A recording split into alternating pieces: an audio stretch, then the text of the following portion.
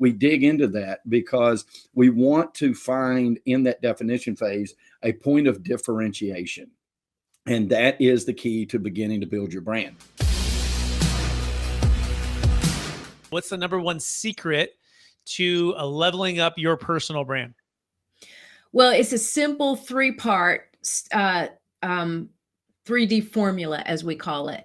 And we've developed this because, and I'll tell you, I think a lot of people listening will probably agree with us in this. For years and years before I really, launched the Brand Face books and company, I thought, well, I hear people talking about personal branding and they're saying things like, well, just be yourself, just showcase some personal things on social media, be authentic. And those things are great. And I understood what that meant, but I thought, okay, but how do I apply this? Like, what steps do I take? And are there formulas? Is there something that I can follow step by step to make sure that I check off that checklist? And so that's when we developed, Michael and I, what we call the 3D freedom formula: define, develop, and display, taking you through each of the major steps that you have to go through to develop a personal brand. Excellent. So define, develop, and display. So Michael, maybe you wanted to define that first D for us. How would you define that first D, Michael? Well, the way we do it when we have clients come to us is we take a really deep dive into who that person is. Okay, so let's not forget that branding is very important. Personal branding is tantamount. Okay, so even in the businesses that I've been lucky enough to be involved in, many of them were big corporate companies that were doing business with corporate companies, right? B2B. Well, I can promise you that every conversation I've ever had in any level of business, all the way to Wall Street, has always been person to person.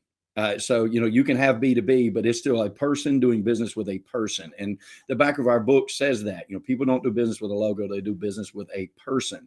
And so that being said, the definition phase of our personal branding is very important, because when we do that deep dive, we extract who you are, your life experiences, things that have led you, just like you ask us the questions as you started your show.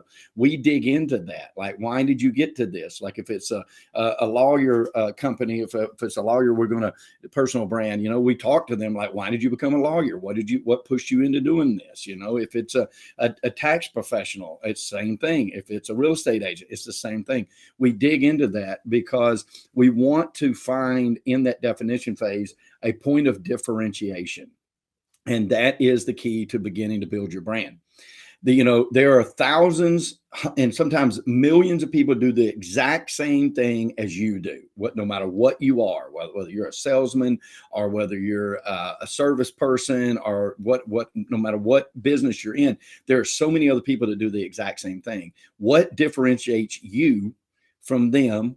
And then we also in that definition phase say, why would somebody want to choose you out of all of them? And once we can determine that, then we can move into more of a development stage about your personal brand. Because at the end of the day, what's really important is taking our experience levels, right? And then applying ourselves into the shoes of the people we want to attract.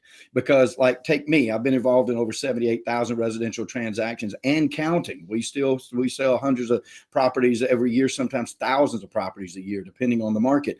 But is that important to Brett when Brett wants to buy his home, his personal home? Well, maybe because of the experience level, but what home is Brett interested in?